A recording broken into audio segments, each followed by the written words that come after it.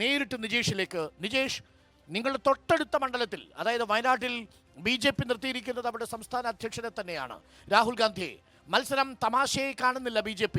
ഇക്കുറി വലിയ ചലനങ്ങൾ ഉണ്ടാക്കുമെന്ന് പറയുന്നു.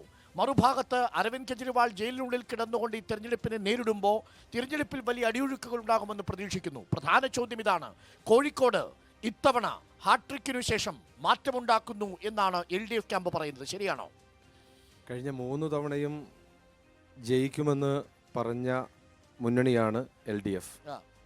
ആദ്യത്തെ തവണ 838 വോട്ടിനും, രണ്ടാമത്തെ തവണ 16,000 വോട്ടിനും, മൂന്നാമത്തെ തവണ 86,000 വോട്ടുകൾക്കുമാണ് രാഘവേട്ടൻ ജയിച്ചത്.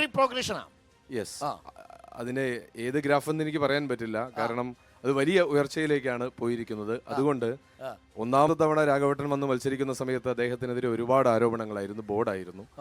പക്ഷെ ആ തെരഞ്ഞെടുപ്പ് കഴിഞ്ഞതിന് ശേഷം പിന്നെ ബോർഡ് കണ്ടിട്ടില്ല. രണ്ടാമത്തെ ഇലക്ഷന്റെ അവസാന ഘട്ടത്തിലായപ്പോൾ രാഘവേട്ടനെതിരെ വീണ്ടും ബോർഡുകൾ വന്നു, അഴിമതിക്കാരനാണ്, അതാണ്, ഇതാണ്, കണ്ടില്ല. മൂന്നാമത്തെ തെരഞ്ഞെടുപ്പ് വന്നപ്പോൾ ഗിരീഷ് ഉൾപ്പെടെയുള്ള ആളുകളുടെ #, കള്ളനാണ് രാഘവൻ എന്നായിരുന്നു. അദ്ദേഹത്തിനെതിരെ കേസുണ്ട് എന്നാണ്. ആ ഇലക്ഷനിൽ 86,000-ന് ശേഷം ആ കള്ളൻ എന്ന് പറഞ്ഞ് കേട്ടില്ല. ഇനി ഞങ്ങൾ പ്രതീക്ഷിച്ചുകൊണ്ടിരിക്കുന്നത് അടുത്ത പ്രചരണമാണ്. ഏത് പ്രചരണത്തിനെയും അതിജീവിക്കാനുള്ള ആത്മവിശ്വാസം കോഴിക്കോട്ടെ ജനങ്ങൾ രാഘവട്ടന് കൊടുത്തിട്ടുണ്ട്. അത് 86,000-നും അപ്പുറത്തേക്ക്, ലക്ഷം കഴിയുന്ന ഭൂരിപക്ഷത്തേക്ക് മാറുമെന്നാണോ ട്രെൻഡ്? തീർച്ചയായിട്ടും. ഞങ്ങളും വടകരയും തമ്മിൽ ഒരു ചെറിയ കോമ്പറ്റീഷനാണ്. 83-ഉം 86-ഉം രണ്ടും 1,00,000-ന് അപ്പുറത്തേക്ക് പോകും എന്നുള്ളതാണ് ഞങ്ങളുടെ ഉറച്ച ആത്മവിശ്വാസം. നോക്കൂ ഗിരീഷ്, വലിയൊരു ആത്മവിശ്വാസമാണ്. വടകരയിലും ഷാഫി പറമ്പിലിന്റെ ഭൂരിപക്ഷം 1,00,000-ന് മുകളിൽ പോയേക്കാം. ഇവിടെ കോഴിക്കോട് MK രാഘവന്റെ ഭൂരിപക്ഷം 1,00,000-ന് മുകളിൽ പോയേക്കാം. പരാജയപ്പെടുന്നത് ചെറിയ സ്ഥാനാർത്ഥിയല്ല, നിങ്ങളുടെ ഏറ്റവും പ്രധാനപ്പെട്ട CPM-ലെ ഏറ്റവും സംഘടനയിൽ ഉയർന്നു നിൽക്കുന്ന സ്ഥാനാർത്ഥിയായിരിക്കും. അങ്ങനെ എന്നാൽ പരാജയപ്പെടുക സാധ്യത എത്രത്തോളമുണ്ട്? സ്വപ്നം കാണുമ്പോൾ ഈ കോഴിക്കോട്ട് കടപ്പുറത്ത് കിടന്നുറങ്ങുമ്പോഴേ ചുരുണ്ട് കിടക്കേണ്ട കാര്യമില്ല, നീണ്ടു തന്നെ കിടക്കാം. ലക്ഷങ്ങളോ അതിന്റെ മുകളിലോ എത്രയും സ്വപ്നം കാണാം.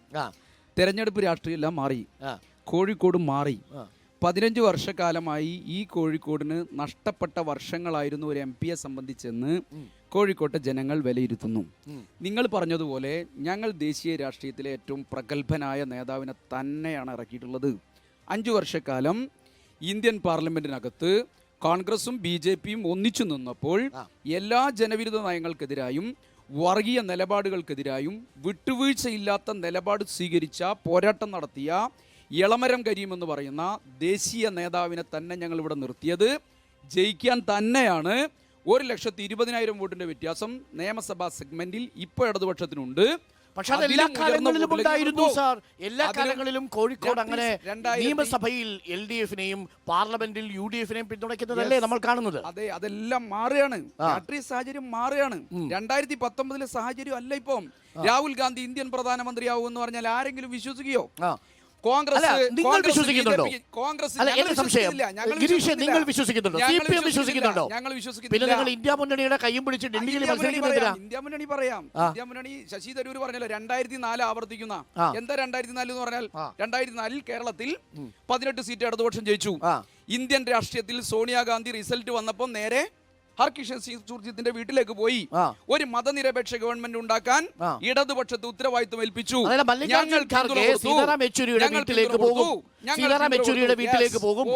എന്നുള്ളത് മാത്രമല്ല, അന്നത്തെ കോൺഗ്രസിനേക്കാളും ദുർബലമാണ് ഇന്നത്തെ കോൺഗ്രസ്. 2 സംസ്ഥാനങ്ങളിൽ മാത്രമേ ഇപ്പൊ കോൺഗ്രസ് ഉള്ളൂ. ഹിമാചൽ പ്രദേശിൽ വിൽക്കാൻ വെച്ചു, 8 എണ്ണത്തിന് വിറ്റു, ബാക്കി വിൽക്കാൻ വെച്ചിരിക്കുക. BJP എപ്പോഴാണ് വേണ്ട വെച്ചാൽ വാങ്ങിക്കോളും. ഇനി ആകെ കർണാടകയിലും തെലുങ്കാനയിലും മാത്രമേ ഉള്ളൂ. കോൺഗ്രസ് ദുർബലമായി കഴിഞ്ഞു. സംശയത്തില്ല. ഈ മത്സരം തുടങ്ങുന്നതിന് മുമ്പ് തന്നെ നിങ്ങൾ പരാജയം സമ്മതിച്ചു. കോൺഗ്രസ് പരാജയപ്പെടും, രാഹുൽ ഗാന്ധി പ്രധാനമന്ത്രിയാവില്ല, കോൺഗ്രസിന്റെ മയ്യത്തെടുക്കാൻ പോകുന്നു എന്ന് KK ബാലനെ പോലുള്ള നേതാക്കൾ പറയുമ്പോൾ നിങ്ങൾ മത്സരത്തിന് മുമ്പ് തന്നെ പരാജയം സമ്മതിക്കുന്നില്ല. ഞങ്ങൾ ഇന്ത്യ രാജ്യത്ത് ഏറ്റവും പ്രബലമായ സംസ്ഥാനങ്ങളിൽ മതനിരപേക്ഷ പാർട്ടികൾ ഉയർന്നു വരും. 82 സീറ്റുള്ള ഉത്തർപ്രദേശിനകത്ത് സമാജ്വാദി പാർട്ടിയും ബഹുജൻ സമാജ്വാദി പാർട്ടിയും ചേർന്നാൽ സീറ്റുകൾ തൂത്തുവാരും. തമിഴ്നാട് തൂത്തുവാരും. ബംഗാളിൽ ആവട്ടെ അവിടത്തെ പോരാട്ടം മതനിരപേക്ഷ കക്ഷികളെ കൂട്ടിയോജിപ്പിക്കുന്നതിന് പ്രവർത്തനം നടത്തുന്നു. ബീഹാറിൽ ഉൾപ്പെടെ ചെറിയ ഇപ്പൊ അതെല്ലാം ഇന്ത്യൻ ജനത ഇന്ത്യയിലെ മതനിരപേക്ഷ പാർട്ടികൾ ഈ കോൺഗ്രസിനെ വിശ്വസിക്കാൻ വേണ്ടി പറ്റില്ല എന്ന് പറയും. പറയുന്നു. BJP-യുടെ ജനവിരുദ്ധ നയങ്ങൾക്കും രാഷ്ട്രവിരുദ്ധ നയങ്ങൾക്കും എതിരായി അവർ പ്രതികാരം ചെയ്യാൻ തയ്യാറായി നിൽക്കുന്നു. ആ സാഹചര്യത്തിൽ ഇന്ത്യ രാജ്യത്തെ മതനിരപേക്ഷ പാർട്ടികൾ വലിയ ശക്തിയായി വരും. അവരെയെല്ലാം കൂട്ടിയോജിപ്പിക്കുന്ന ഉത്തരവാദിത്തം ഇന്ത്യൻ രാഷ്ട്രീയത്തിൽ 2004 ഇടതുപക്ഷം ഏറ്റെടുക്കും.